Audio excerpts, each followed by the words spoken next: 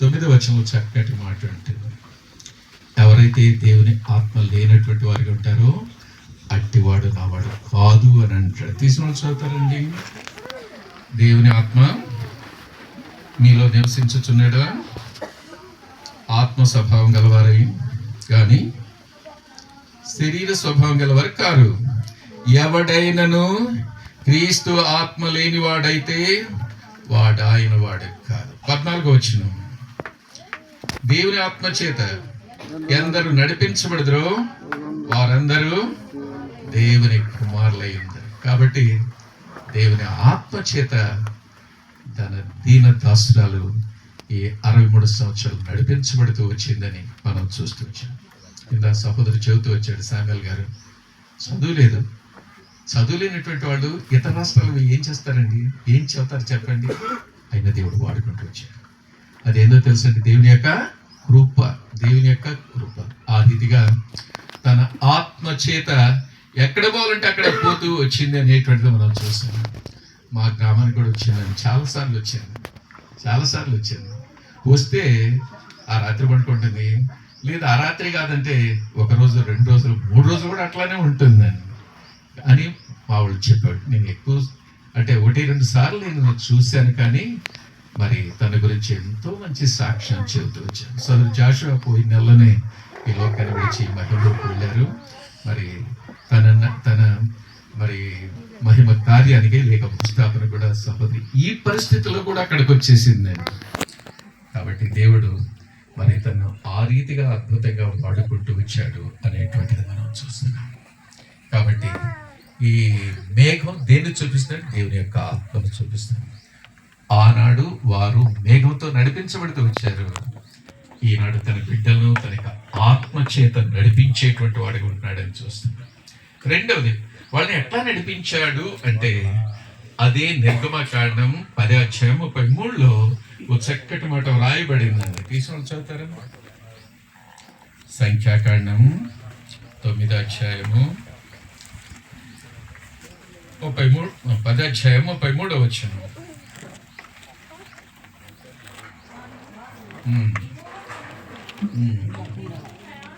ప్రయాణం చేసిరి విశ్రాంతి స్థలము చూచుటకు ఆ 3 దినముల ప్రయాణములు యెహోవా నిబంధన మందసము వారు ముందుగా సాగుతూ వచ్చారు. మన పితరులైనటువంటి ఇశ్రాయేలీయులు నడుస్తున్నటువంటి సమయంలో రెండవది వారిని నడిపించింది ఏంటంటే మందసం.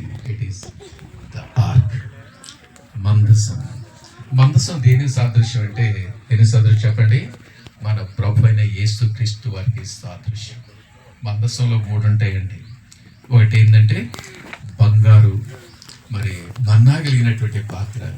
ఈ పాత్ర మన ప్రభు అయిన యేసుక్రీస్తు ఆయన జీవాహారం చూపిస్తాడు. చిగురించినటువంటి అహరోను కర్ర. కాబట్టి కర్ర చిగురించేదానికి లేదండి, ఎండు కర్ర చిగురించేదానికి లేదు. అయితే అది చిగురించాలంటే జీవం కలగాలి, జీవం ఉండాలి. కాబట్టి మన ప్రభు జీవము కలిగినటువంటి వాడు అని మనం చూస్తుంటాం. మూడవది, దాంట్లో నిబంధన మందసం పలకలు అనగా దేవుని వాక్యానికి సాదృశ్యంగా ఉంటాయి. కాబట్టి మన దేవుడు ఎవరు అంటే ఆదియందు వాక్యం ఉండెను, మరియు వాక్యమే దేవుడై ఉండాను అనేటువంటిది యోహాను సువార్త 1:1 చూస్తున్నాం. కాబట్టి 3 కూడా మన ప్రభువుని యేసుక్రీస్తునే చూపిస్తూ ఉంటారు. కాబట్టి మందసం వారిని నడిపించింది. మందసం ఎవరంటే ప్రభువుని యేసుక్రీస్తు వారు. మరి 2 సమూయేలు 6 మనం చూసినట్లయితే 11వ వచనంలో మందసము ఓబెదెదోము ఇంటిలో ఉండటాన్ని బట్టి దేవుడు వారిని ఆశీర్వదించాడు అనేటువంటి చూస్తున్నాం. ప్రియమైనటువంటి వాళ్ళరా, యేసు ప్రభు కనుక మనతో ఉంటే మనల్ని ఆశీర్వదిస్తాడు. ఈ ఆశీర్వాదం భౌతికమైనటువంటిది కావచ్చు, లేక ఆత్మ సంబంధమైనటువంటిది కావచ్చు. చదువులేనటువంటి ఒక వ్యక్తి దేవుని వాక్యం చేతి ఎవరు ఉంటారు చెప్పండి? ఎవరు ఉంటారా? ఎవరు రక్షించబడతారా? అయినా దేవుడు కొందరిని రక్షించుకుంటూ వచ్చాడు. కొందరు సేవకులయ్యారు అని సాక్ష్యం మనం వింటూ వచ్చాం. అంటే దేవుడు తన్ను ఎంత ఆత్మీయంగా వాడుకున్నాడో అనేటువంటిది మనం చూస్తున్నాం. తన యొక్క పరిచయం ఎంతగా ఆశీర్వదించాడో అనేటువంటిది మనం చూస్తున్నాం. ప్రియమైనటువంటి వాళ్ళరా, దేవుడు మనతో ఉంటే మనకే కొరత ఉండదండి, మనకే కొరత ఉండదు. మన పితరులైనటువంటి ఇశ్రాయేలును మరి విడిపించాడు, నడిపిస్తూ వచ్చాడు. నడిపించే సమయంలో వీళ్ళంతా నడిచినటువంటి మార్గం ఎలాంటిదంటే అడవులని బైబిల్లో ఉంది, కానీ ఇట్స్ ఎ రాంగ్ ట్రాన్స్లేషన్ అండి. ఇప్పుడు మీరు వెళ్ళినా కూడా వాళ్ళు వెళ్ళినటువంటి ప్రదేశాలు ఎలాంటివంటే ఎడార్లుగా ఉంటాయి. ఎడార్లకు అడవులకు చాలా తేడా ఉంది. చెప్తారు ఎవరైనా? అడవులు అంటే చెట్లు ఉంటాయి, గుట్టలు ఉంటాయి, తినేదానికి ఆ చెట్ల ద్వారా పండ్లు తినవచ్చు. అయితే ఎడార్లు అంటే ఏముండవు, అంటే చెట్లు ఉండవు, గుట్టలు ఉండవు, తాగేదానికి నీరు ఉండదండి. అందుకని మీరు ప్రయాణమై వస్తామంటే నిర్గమకాండం 16 అధ్యాయానికి వచ్చేటప్పటికి ఆహారం లేదు. ఆహారం లేకుండా మమ్మల్ని చంపడానికి ఇక్కడ తీసుకొచ్చేవాడిని అందరు తిరుగుబాటు చేస్తే మోషే దేవుని వైపు చూస్తూ వచ్చాడు. దేవుడు ఏం చేస్తాడో తెలుసండి, ఆకాశం నుంచి ఏం కురిపించాడంటండి? మన్నాను కురిపించి వాళ్ళని పోషించాడు. ఎంతకాలం అండి? ఒక్కరోజు కాదు, 2 రోజులు కాదు, 1 నెల కాదు, 1 సంవత్సరం కాదు, 40 సంవత్సరాలు వారిని పోషించినటువంటి దేవుడు ఈ దీన దాసురాలను కూడా 63 సంవత్సరాలు పోషించాడని నేను నమ్ముతున్నాను. సో ఆయన విడిపించేవాడు మాత్రమే కాదు, కానీ మనల్ని నడిపించేవాడు మాత్రమే కాదు, కానీ పోషించేటువంటి వాడు. ఆహారం ఎట్లా ఉందో తెలుసండి. 16:31 చూస్తే తేనె లాంటి రుచి అంటండి. కొత్తిమీర గింజల్లాగా ఉందంటండి. కొత్తిమీర గింజలు నమిలితే నమలటానికి ఎంతో శక్తి మనం అవసరం లేదండి. అంతే కదండి. రుచికి మరి తేనె వలన అపూపు వలె ఉందంటండి. అపూపు అంటే ఇంగ్లీష్లో చూస్తే వేఫర్స్ అని ఉంటుంది. సో సూపర్ మార్కెట్కి పోతే పిల్లలు ఏ బిస్కెట్ అడతారో తెలుసండి? వేఫర్ బిస్కెట్స్ అడతారు. ఎందుకో తెలుసండి? నోట్లో వేసుకోగానే కరిగిపోతాయి అన్నమాట. అంత రుచిగా ఉంటుంది, అంత మరి టేస్టీగా ఉంటాయి, త్వరగా కరిగిపోతాయి అన్నమాట. అలాంటి ఆహారాన్ని మన పితరులైనటువంటి ఇశ్రాయేలుకు దేవుడు ఇస్తూ వచ్చాడు. 75వ కీర్తన 25వ వచనం అంటాడు, దేవదూతలు తినేటువంటి ఆహారంతో వాళ్ళు పోషించారంట. దేవదూతల ఆహారం ఉంటాయా? పెద్దలేని వాళ్ళు చెప్పాలి, ఎవరైనా ఉంటాయా? తినవాలి కాబట్టి తింటాయి కాబట్టి దేవదూతల ఆహారం అని ఇక్కడ చెబుతూ వచ్చాడు. ప్రియమైనటువంటి మానవులైనటువంటి వారికి దేవుడి ఆహారం ఇచ్చాడంటండి. దేవదూతల ఆహారం అంటే ఎంతో శ్రేష్టమైనటువంటి ఆహారం. నా యొక్క జీవితంలో కూడా సహోదరి వస్తున్నటువంటి దినాలు ఎప్పుడు కూడా నేను వినలేదు. ఒకవేళ ఫాస్టింగ్ ఉండొచ్చేమో, కానీ దేవుడు ఎప్పుడు తన వస్తు పెట్టాడు అని నేను అనుకోవటం లేదు. మన పితలను పోషించినటువంటి దేవుడు తన దీనదాసురాలు కూడా రక్షించబడిన తర్వాత 23 సంవత్సరాలు తను పోషించుంటాడని నేను నమ్ముతున్నాను. తనే కదండి ఎక్కడ కూర్చున్నటువంటి మనందరినీ కూడా పోషిస్తూ ఉన్నాడు. ఎలా పోషించండి? భౌతికమైనటువంటి ఆహారంతోనూ ఆత్మ సంబంధమైనటువంటి ఆహారంతో. ఒకటి రొట్టె వల్ల మాత్రం కాదు, కానీ దేవుని నోట నుంచి వచ్చే ప్రతి మాట వల్ల మనం జీవించేవారిగా ఉంటామని మత్తయి సువార్త 4:4 ద్వితీయోపదేశకాండం 8:3 చూస్తున్నాడు. కాబట్టి ఆ రీతిగా మనల్ని పోషిస్తూ వచ్చాడు. అంతేకాదండి, 16 అధ్యాయం దాటి నిర్గమకాండం 17 అధ్యాయానికి వచ్చేటప్పటికి వాళ్ళకి నీళ్లు లేవండి. బిర్యానీ పెట్టిన తర్వాత నీళ్లు పోయిపోతే ఎట్లా ఉంటుంది చెప్పండి? సో తినిన తర్వాత ఇక్కడ నీళ్లు ఈరోజు పోయలేదు అనుకోండి, పరిగెత్తుకుంటూ వెళ్తారు ఎక్కడికి? షాపులకి, లేకపోతే ఇళ్లకు, దగ్గర ఉన్నటువంటి విశ్వాసులకి. ఎందుకు చెప్పండి? బిర్యానీ అయితే పెట్టారు కానీ నీళ్ళు ఇవ్వలేదండి. నీళ్ళు లేకపోతే ఎట్లా ఉంటుంది చెప్పండి? తృప్తి ఉండదండి, తృప్తి ఉండదు. మన పితలను పోషించడమే కాదు, బండను చీల్చి నీళ్లను త్రాగించినటువంటి వాడిగా ఉన్నాడు. తృప్తిపరిచే దేవుడు. Is satisfying. Not only nourishing God, he is a cherishing God, satisfying God. మనలను తృప్తిపరిచేటువంటి దేవుడు.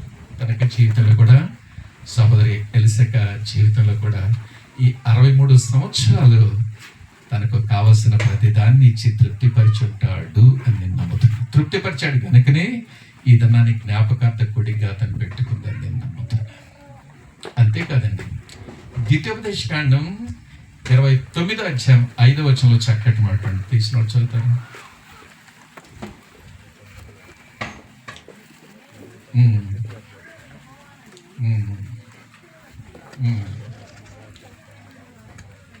40 సంవత్సరాల అరణ్యములో మిమ్మల్ని నడిపించాను. మీ బట్టలు పాతగిలిపోలేదు, మీ చెప్పులు కాళ్ళను పాతగిలిపోలేదు అని ఉంటుంది. రండి, నెహెమ్యా గ్రంథం 9:21. నెహెమ్యా 9:21. నిజముగా ఈ అరణ్యములో ఏమీ తక్కువ కాకుండా 40 సంవత్సరములు వారిని పోషించితేవి. వారి వస్త్రములు పాతగిలిపోలేదు, వారి కాళ్లకు వాపులు రాలేదు. ఎంత ఆశ్చర్యకరం కదండి! ఆశ్చర్యమా కాదు? మనం ఈ రోజు వేసుకున్నటువంటి వస్త్రాలు రేపు వేసుకుంటే మన ప్రక్కన ఎవరు కూర్చోరండి? ఎందుకు చెబుతారా? చెమట వాసన వస్తుంది. వాళ్ళు 40 సంవత్సరాలు వేసుకున్నా పాతగలేదండి. How it is possible? ఇది ఎలా సాధ్యం చెబుతారండి? రెండోది, వాళ్ళు వేసుకున్నటువంటి చెప్పులు పాతగలేదంట. వస్త్రాలు పాతగలేదు, చెప్పులు కూడా పాతగలేదు అని ద్వితీయోపదేశకాండం 29:5 చూస్తున్నాం. నెహెమ్యాలో ఇంకా చక్కగా రాస్తూ వచ్చాడు. వాళ్ళ కాళ్ళు కూడా వాపు కాలేదంటే. ఉదాహరణకు ఐగుప్తులో బయలుదేరినప్పుడు వాడు 10 ఏళ్ళోడు అనుకున్నాం.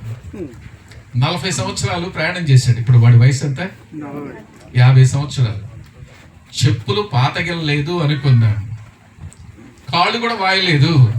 అంటే చెప్పులు మరి పాతగలేదు, కాళ్ళు వాయలేదు అంటే నేను మొదటగా చదివినప్పుడు ఏమనుకున్నానంటే, సో వీళ్ళు ఎదుగుతున్నారు కానీ కాళ్ళు మాత్రం అట్లానే ఉన్నాయేమో అనుకున్నాను. అంతే కదండి. కాళ్ళు పెరుగుతూ ఉంటే మరి చెప్పులు ఏం చేయాలా? మరి ఒత్తుకోవటం ద్వారా కాళ్ళు వాయాలి. అయితే చెప్పులు పాతగలేదంట, కాళ్ళు వాయలేదంట. How it is possible? అంటే చెప్పులు వీళ్ళు ఎదుగుతూ ఉంటే కాళ్ళు కూడా పెరుగుతూ ఉన్నాయి, కాళ్ళు పెరుగుతూ ఉంటే చెప్పులు కూడా ఏమవుతున్నాయండి? పెరుగుతూ వచ్చినాయి, ఎక్స్పాండ్ అవుతూ వచ్చినాయి. వాళ్ళ జీవితంలో దేవుడు అద్భుతాలు చేస్తూ వచ్చాడు, ఆశ్చర్యకార్యాలు చేసినటువంటి వాడిగా ఉన్నాడు. సో మనం సంవత్సరంలో ఒక 2 జతలన్నా మారుస్తామండి చెప్పులు, ఒక 4-5 జతలన్నా మరి బట్టలు మారుస్తామండి. వాళ్ళు ఉతుక్కోవటానికి నీళ్ళు లేవు, తాగటానికే నీళ్ళు లేవు, ఉతుక్కోవటానికి ఎక్కడ వస్తాయండి? వాళ్ళకి కొనాలన్నా ఎక్కడ షాపులు లేవు, ఎట్లా వస్తాయండి? దేవుడు అద్భుతాలు చేసి వారిని నడిపించినటువంటి వాడిగా ఉన్నాడు. అంతే కదండి. ఏసీలో ఉంటే మనం ఇట్లా ఉన్నాం కాబట్టి ఇసురుకోవాల్సి వచ్చింది, చెమట పోస్తుందండి. ఏసీలో ఉంటే ఇసురుకోవటం అవసరం అవుతుందండి? చెమట పోస్తుందండి. మన పితరులైనటువంటి వాళ్ళు నడిచినటువంటి మార్గం అంతా ఎలాంటిదో తెలుసండి? It is an AC condition. It is an AC condition. పగటి వేళ మేఘస్తంభం, సూర్యుడి కనుక మేఘం అడ్డుపడిందంటే కింద ఎలా ఉంటుంది చెప్పండి? చల్లగా ఉంటుంది. మన పితరులు నడిచినటువంటి మార్గం అంతా కూడా మరి 50 degrees సెంటిగ్రేడ్, 50 degrees సెంటిగ్రేడ్ ఉంటుంది పగలు. 40 డిగ్రీకి వెళ్ళి మనం తట్టుకోలేమండి. అందుకని తన యొక్క బిడ్డల పట్ల ఎంత కనికరమ కలిగినటువంటి దేవుడు, దయగలిగినటువంటి దేవుడు అంటే, శత్రువులు చంపకుండానే 50 డిగ్రీలు మరి టెంపరేచర్లో చచ్చిపోతారని దేవుడు తన కనికరాన్ని చూపించి మేఘస్తంభంగా ఉంటూ వచ్చాడు, చల్లగా ఉంటూ వచ్చాడు పగటి వేళ. రాత్రి వేళ ఎట్లా ఉందో తెలుసండి? ఈ డెజర్ట్స్లో నైట్ టైం -, degrees పోతాయండి. అంటే మనం ఫ్రిడ్జ్ పైన ఉంటుంది చూడండి, డీ ఫ్రీజర్, దాంట్లో చేయి పెడితే 1 నిమిషానికల్లా బయటికి తీస్తాం. ఎందుకు చెప్తారండి? తట్టుకోలేక. మన పితరులైనటువంటి వారు అలాంటి టెంపరేచర్లో శత్రువు చంపకుండానే చనిపోతారనే ఉద్దేశంతో దేవుడు రాత్రి వేళ ఎలాంటి అనుకూలతను కలుగు చేశాడో తెలుసండి? అగ్నిస్తంభం. ఎక్కువ చలి అయినప్పుడు మనం ఏం చేస్తాం చేస్తాం తెలుసండి? చలిమంటలు వేసుకుంటాం. అదేవిధంగా వారికి వేడిని పుట్టించి చలి లేకుండా చేస్తూ వచ్చాడు. వీళ్ళు ప్రయాణించినటువంటి ప్రాంతం అంతా కూడా పగటి వేళ మేఘస్తంభంగాను, రాత్రి వేళ అగ్నిస్తంభంగా ఉన్నాయంటే, ఏసీలో 26 degrees పెడితే 26 ఉంటుందండి పగలు కానీ రాత్రి కానీ. లేక 24 పెట్టామంటే 24 పగలు రాత్రి ఉంటుంది. అట్లా ఏసీ కండిషన్స్లో నడుస్తూ వచ్చారు. ఏసీలో ఉంటే చెమట పట్టదండి, బట్టలు మాసిపోవండి, అవునా కదా? అలానే మన పితరులైనటువంటి వారు అలాంటి కండిషన్స్ నడుస్తుంది. దేవుడు ఎంత కృప కలిగినటువంటి వాడో మనం చూస్తున్నాం. కాబట్టి వాళ్లకు వస్త్రాల విషయం కానీ, చెప్పుల విషయం కానీ, నీళ్ల విషయం కానీ, తిండి విషయం కానీ ఎలాంటి కొరత లేకుండా చేస్తూ వచ్చాడు. అందుకనే ద్వితీయోపదేశకాండం 2:7 అంటాడు, వారితో ఉండి వారికి ఏ కొరత లేకుండా చేస్తూ వచ్చాడు అనేటువంటి చూస్తున్నాం. కాబట్టి ఈ దేవుడు మనతో ఉండేటువంటి దేవుడు. ఈ దేవుడు మనతో ఉంటే మనకి ఏ కొరత లేకుండా చేసేటువంటి దేవుడు. ఆనాడు వారినే కాదండి, మనందరి జీవితంలో తన దీన దాసురాల యొక్క జీవితంలో కూడా ఈ 63 సంవత్సరాలు రక్షించబడినటువంటి తన యొక్క జీవితంలో ఏ కొరత లేకుండా ఫిలిప్పీ 4:9 ప్రకారం తన ప్రతి అవసరత తీర్చాడు అని నేను నమ్ముతున్నాను. కాబట్టి ఆయన విడిపించిన దేవుడు, నడిపించే దేవుడు, పోషించే దేవుడు, తృప్తిపరిచే దేవుడు, సంరక్షించేటువంటి దేవుడు. He's cherishing God. మనకు కావలసినంతా ఉంటే సంతోషిస్తామా, దుఃఖపడతామండి? ఏంటి మాట్లాడలేదు? ఆకలి అవుతుంటే చెయ్యొద్దండి, ఆపేస్తాం. అంటే ఈ చెయ్యకపోతే ఇట్లానే చెబుతామా అంటారేమో. కాబట్టి ప్రియమైనటువంటి వాళ్ళ ప్రతి అక్కర తీర్చే వారిని సంతృప్తి పరుస్తూ వచ్చినటువంటి వాడు ఈజ్ చెరిషింగ్ గాడ్. కాబట్టి ఆయన వారితో ఉండి వచ్చాడు. మరి అదేవిధంగా తన దీన దాసురాలుతో ఉండి మరి పోషిస్తూ వచ్చాడు, మరి తృప్తిపరుస్తూ వచ్చాడు, సంరక్షిస్తూ వచ్చాడు అని నేను చెప్పాను. కనుకనే ఇన్ని మేలు చేసినటువంటి ఆ ప్రభుని ఎట్లా నేను స్తుతించకుండా ఉంటాను అని స్తుతి కుడిక పెట్టుకుంది అని నేను నమ్ముతూ ఉన్నాను. మూడోది వాళ్ళు నడిపించింది ఏందో తెలుసండి. 10వ అధ్యాయం మొదటి 7 వచనాలు కనుక చదివితే చక్కటి మాట మనకు కనిపిస్తూ ఉంటుంది. సంఖ్యాకాండం 10వ అధ్యాయం మొదటి 7 వచనాలు చదివితే వాళ్ళని నడిపించినటువంటిది ఏంటి అనేటువంటిది మనకు కనిపిస్తుంది. మోషేతో చెబుతూ వచ్చాడు, 2 వెండి బూరలు చేసుకోవాలి, నగిషి పనితో చేసుకోవాలి అని చెప్తూ వచ్చాడు. 3వ వచనం నుంచి 7వ వచనం వరకు చూస్తే 5 రకాలైనటువంటి శబ్దాలు వస్తాయండి. ఒక్కొక్క శబ్దం వెలువడినప్పుడు సమాజం వచ్చేటువంటిదిగా ఉంటుంది. ఇంకొక రకమైనటువంటి మరి ఊదినప్పుడు మరి సమాజంలో ఉన్నటువంటి ప్రముఖులైనటువంటి వాళ్ళు వచ్చేవారుగా ఉన్నారు. ఇంకొక రకమైన లేక ఆర్భాటంగా ఊదినప్పుడు, ఒకేసారి ఆర్భాటంగా ఊదినప్పుడు తూర్పు దిక్కున ఉన్నటువంటి వాళ్ళు వచ్చేవారు అని. రెండవసారి ఆర్భాటంగా ఊదినప్పుడు దక్షిణ దిక్కున ఉన్నటువంటి వాళ్ళు వచ్చేవాళ్ళుగా ఉన్నారు. బూరల శబ్దాన్ని బట్టి వాళ్ళ యొక్క ప్రయాణం చేస్తూ వచ్చారు అనేటువంటిది చూస్తున్నాం. ప్రియమైనటువంటి వాళ్ళ ఈ 2 బూరలు దేన్ని చూపిస్తుందంటే దేవుని వాక్యాన్ని చూపిస్తుంది. పాత నిబంధన, క్రొత్త నిబంధన చూపిస్తామంటే, కాబట్టి దేవుని యొక్క వాక్యాన్ని చూపిస్తుంటే, వాక్యం అంటే ఎవరండి? మన దేవుడు. ఆది యందు వాక్యం ఉండెను, వాక్యం దేవుని యొద్ద ఉండెను, వాక్యమే దేవుడయ్యండి. ఈ శబ్దం దేన్ని చూపిస్తుందో తెలుసండి? ఈ శబ్దం దేన్ని చూపిస్తుంది? దేవుని యొక్క స్వరాన్ని చూపిస్తామంటే, దేవుని యొక్క స్వరాన్ని చూపిస్తామంటే, ఆయన స్వరాన్ని మనం ఎట్లా వింటాం చెప్పండి? ఆయన వాక్యం ద్వారా వింటాం. అవునా కాదు? సీయోను గీతాలకు మంచి పాట ఉందండి. ఏం పాట చదువుతారా? నీ మధుర స్వరము, నీ వాక్యము నా విందు, నీ మధుర స్వరము, నీ వాక్యం. దేవుని వాక్యం ద్వారా దేవుడు తన స్వరాన్ని వినిపిస్తాడు అనేటువంటిది రక్షించబడినటువంటి దేవుని బిడ్డల యొక్క జీవితంలో వారి యొక్క అనుభవాన్ని నేను చెబుతున్నాను. ఒకటి నేను చెబుతాను చూడండి, తన స్వరాన్ని తన యొక్క వాక్యం ద్వారా ఎట్లా వినిపిస్తున్నాడు. మేము తిరుపతిలో ఒక 48 సంవత్సరాలు ఉండాం.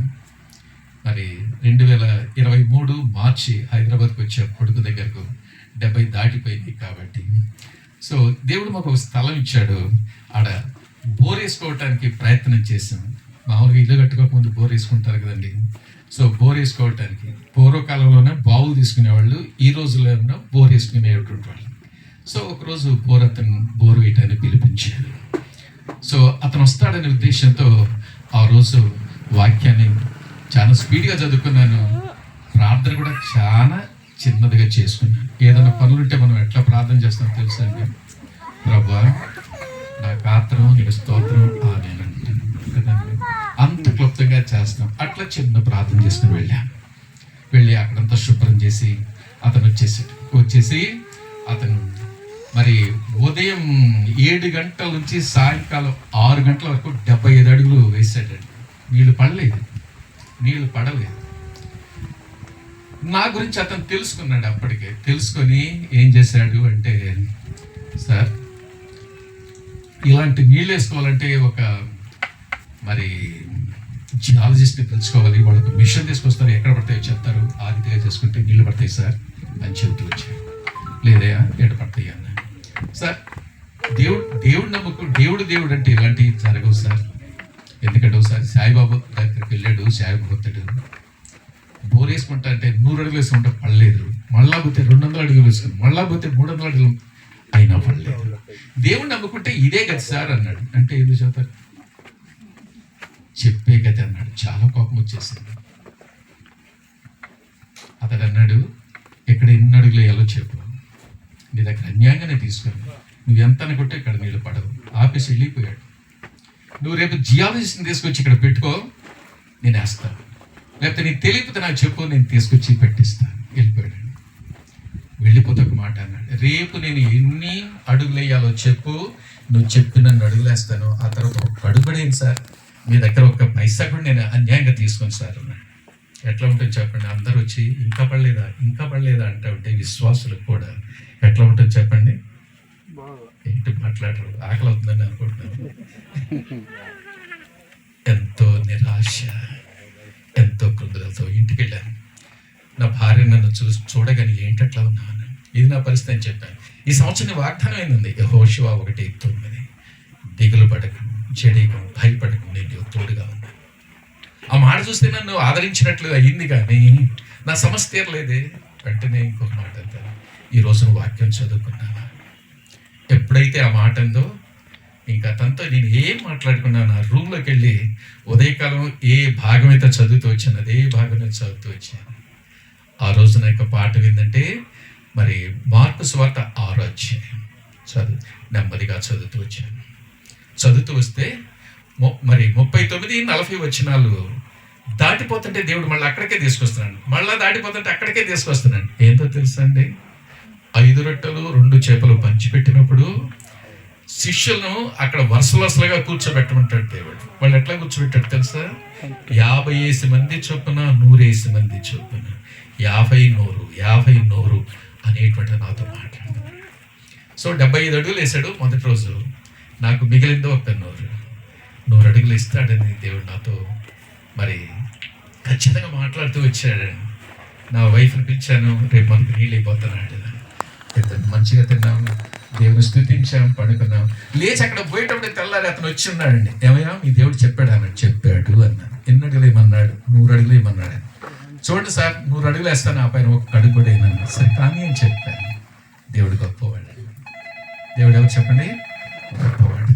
అతడు స్టార్ట్ చేసిన కొద్ది సమయానికే నీళ్లు పడ్డాయండి. 90 అడుగులు వేసిన తర్వాత అంటాడు, ఈ నీటి ఫోర్స్ 3 కుటుంబాలు సరిపోతాయి సార్, ఆపండి అన్నాడు. నువ్వు చెప్పావు కదా నీ దేవుడు 8 అడుగులు ఏమంటే 2 అడుగులు వేస్తానని. నా దేవుడు 100 అడుగులు, 100 అడుగులు వేస్తాను, 90 ఆపేదానికి లేదు అన్నాను. గంట సేపు వేసాడండి. గంట సేపు మరి దాన్ని అక్కడ వేయటం చేస్తూ వచ్చాడు. ఒక్క అడుగు కూడా అరడుగు కూడా పోలేదు. కారణం ఏంటంటే భయంకరమైన బండబడింది, పెద్ద ఫోర్స్ వచ్చేసి కన్నీటితో వచ్చాడు. సార్ నేను నష్టపోవటం మీకు ఇష్టమైతే చెప్పండి, నేను వేస్తాను. గంటకి ఎంత పెట్రోల్ అయిపోయింది ఆలోచించండి సార్. ఒక్క అరడుగు కూడా పోలేదు సార్ అన్నాడు. అప్పుడు నేను చెబుతూ వచ్చాను, నువ్వు నిన్న చెప్పేవే దేవుడు అలాంటి దేవుడు కాదు. నా దేవుడు వాగ్దానం ఇస్తే నెరవేరుస్తాడు, మాట ఇస్తే నెరవేరుస్తాడు అని 2 మాటలు చెప్పి పంపించడానికి దేవుడు సహాయపడుతూ వచ్చాడు. దేవుడు నాతో ఎలా మాట్లాడాడు బోరు విషయం? తన వాక్యం ద్వారా. తన స్వరాన్ని ఎలా వినిపిస్తాడు? తనకు వాక్యం ద్వారా. ఆయన మధుర స్వరాన్ని ఆయన వాక్యం ద్వారా మనం వింటాము అని. బూరల శబ్దం దేన్ని చూపిస్తున్నా? అనేక మధుర స్వరం. బూరల శబ్దాన్ని ఆధారం చేసుకుని the sounds of trumpets, they travel. వాళ్ళు నడిచినటువంటి వారుగా ఉన్నారు. ఈనాడు రక్షించబడినటువంటి మన యొక్క జీవితాలను కూడా తన వాక్యం ద్వారా తన స్వరాన్ని వినిపించి మనం నడిపిస్తూ ఉన్నాడు. ఈ దీనదాసురాలు ఇక్కడ పల్లెటూరులో పుట్టేసి చదువు లేకుండా ఇతర రాష్ట్రాలకు పోయి చెప్పింది అంటే ఎవరు పొమ్మన్నారండి? దేవుడు పొమ్మన్నాడు. దేవుడు నడిపించాడు. తన యొక్క వాక్యం ద్వారా తన యొక్క స్వరాన్ని వినిపించి అనేక రీతిలుగా తను పాడుకుంటూ వచ్చాడు. ప్రియమైనటువంటి వాళ్ళరా, ఇక్కడ మీ దృష్టికి తీసుకొచ్చిన 3 విషయాలు ఏంటంటే, మన పితరులైనటువంటి వారిని ఎవరైతే విడిపించబడ్డారో విడిపించబడినటువంటి వారిని నడిపిస్తూ వచ్చాడు. నడిపించడమే కాదు, ఆయన వారికి తోడుగా ఉండి వారిని పోషిస్తూ వచ్చాడు, మరి తృప్తిపరుస్తూ వచ్చాడు, సంరక్షిస్తూ వచ్చాడు. అంతేకాదు, మరి వారిని గద్ద తన యొక్క పిల్లలను ఏ రీతిగా రెక్కలపైన మోసుకొని వెళుతుందో ఆ రీతిగా వెళ్ళినటువంటి వాడిగా ఉంటాడు. ద్వితీయోపదేశకాండం 32:11 చూస్తుంటాం. ఆ రీతిగా 63 సంవత్సరాలు ఒక పక్షిరాజు తన బిడ్డను ఏ రీతిగా తన రెక్కలపైన ఎక్కించుకొని మరి నడిపించేటువంటిదిగా ఉంటుందో అదే రీతిగా దేవుడు తన రెక్కల చాటున తన దాసురాలను కాపాడుతూ వచ్చాడు. తన కనురెప్పలాగా కాపాడుతూ సంరక్షిస్తూ భద్రపరుస్తూ వచ్చాడు. ఆ రీతిగా దేవుడు నడిపించడాన్ని తన వాక్యం చేత, వాక్యం అనేటువంటి స్వరము ద్వారా తను నడిపిస్తూ వచ్చినటువంటి ఈ దేవుడు ఎంతైనా నమ్మదగినటువంటి వాడు. ఈనాడు ఈ కృతజ్ఞత కూడా వారు నడిపించిన వేగం, ఇట్ ఈస్ ద క్లౌడ్. వారు నడిపించింది మందసం, ఇట్ ఈస్ ద ఆర్క్. వారు నడిపించింది 3వది ఏంటో తెలుసండి, the sounds of the trumpets, బూరలే కర్తలని. కాబట్టి ఇది ఏంటంటో మన యొక్క జీవితంలో చూస్తూ వచ్చాం. వారిని నడిపించినటువంటి దేవుడు తన దాసురాలను కూడా 63 సంవత్సరాలు నడిపిస్తూ వచ్చాడు. తన యొక్క ప్రతి అక్కర కూడా తన ఐశ్వర్యం చొప్పున తీరుస్తూ వచ్చాడు. ఈ సమయంలో చివరిగా నేను ముగించే ఒక మాట్లాడుతున్నాను. నువ్వు కూడా విడిపించబడినట్లయితే నిన్ను కూడా నడిపిస్తాడు. నీ ప్రతి అక్కర తీరుస్తాడు, నిన్ను పోషిస్తాడు, తృప్తిపరుస్తాడు, సంరక్షిస్తాడు. నీ ప్రతి అక్కర ఎలాంటి లోటు లేకుండా, వారికి ఏ కొదువు లేకుండా వారిని నడిపించాడు అని ద్వితీయోపదేశకాండం 2:7 చూస్తున్నాడు. ఏ కొదువు లేకుండా. ఎంత మంచి మాట అండి. మన దేవుడు మనతో ఉంటే ఏ కొదువు లేకుండా మనల్ని నడిపించేవాడు. నువ్వు విడిపించబడ్డావా? ఇక్కడ కూర్చున్నటువంటి సహోదరి సహోదర యవనస్తులు దేని నుంచి విడిపించాలండి?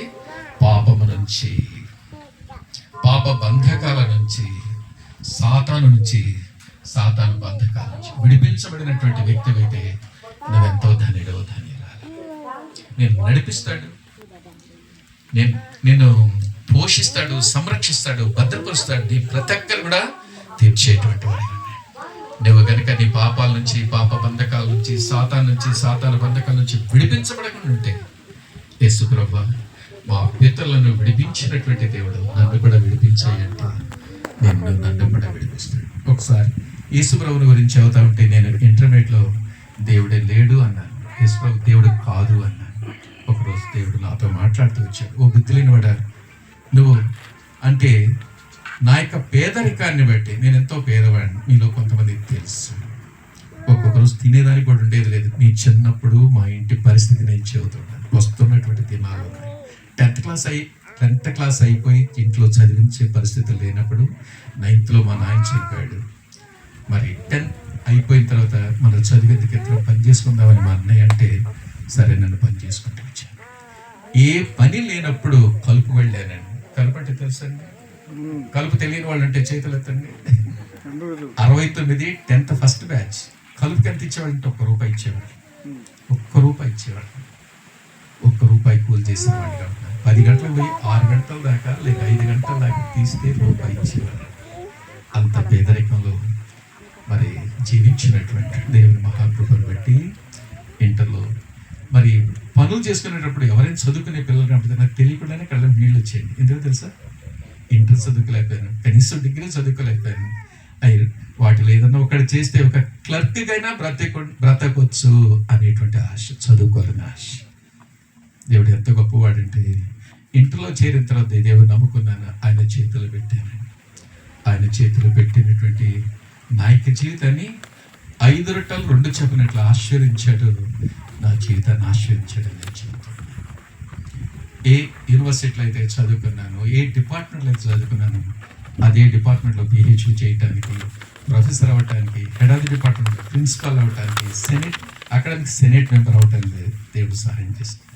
రూపాయి పూలు చేసుకున్నటువంటి నాయక జీవితంలో ఇండియన్ గవర్నమెంట్ అమెరికాలో చదువుకోవటానికి నన్ను నా యొక్క జీవితంలో ఎప్పుడు కూడా అనుకోలేదు. దేవుడు ఏదైనా చేయడానికి శక్తి కలిగినటువంటి ఈ రోజు కనుక నీ జీవితాన్ని ఆయన చేతిలో పెడితే, హగ్గై 2 ఒక చక్కటి మాట ఉందండి, ఇది మొదలుకొని నేను ఆశీర్వదిస్తాను. ఈ దినం కనుక ఆయన చేతిలో పెట్టుకుంటే ఇది మొదలుకొని ఆశీర్వదిస్తాను. యవనస్తులారా, దేవుని బిడ్డలారా, ఇంతవరకు నీ జీవితాన్ని ఆయన చేతిలో పెట్టుకోకపోతే, ఆయన చేతిలో పెట్టుకోవడానికి ఇదే మిక్కిలి అనుకూల సమయం. మనం చేయాల్సిందో తెలుసండి, యేసయ్యా నేను పాపిని, తెలిసి పాపం చేశాను, తెలియ పాపం చేశాను, నా పాపాలు క్షమించు ప్రభా, నీ రక్తంతో కడుగయ్యా, నాలోనికి వచ్చి నన్ను ఆశీర్వదించండి. తప్పకుండా ఆశీర్వదిస్తాను. ఈ దేవుడు ఎలాంటి వాడు అంటే 115వ కీర్తన 13వ వచనంలో దేవుని ఏదో భయభక్తులు ఉంచితే చిన్నవాళ్ళైనా పెద్దవాళ్ళైనా ఆయన ఆశీర్వదిస్తారు. దేవుని ఆశీర్వాదం కావాలంటే ఇంతవరకు ఆయన చేతిలో పెట్టుకోకుండా ఉంటే ఈరోజు ఆయన చేతిలో పెట్టుకొని నీ యొక్క జీవితాన్ని దేవుడు ఆశీర్వించి అనేకులకు ఆశీర్వకరంగా చేస్తాడు. నా జీవితాన్ని కనుక దేవుడు నాతో మాట్లాడినప్పుడు పెట్టుకోకుండా ఉన్నట్లయితే ఇంకొక రకంగా ఉంటుందండి.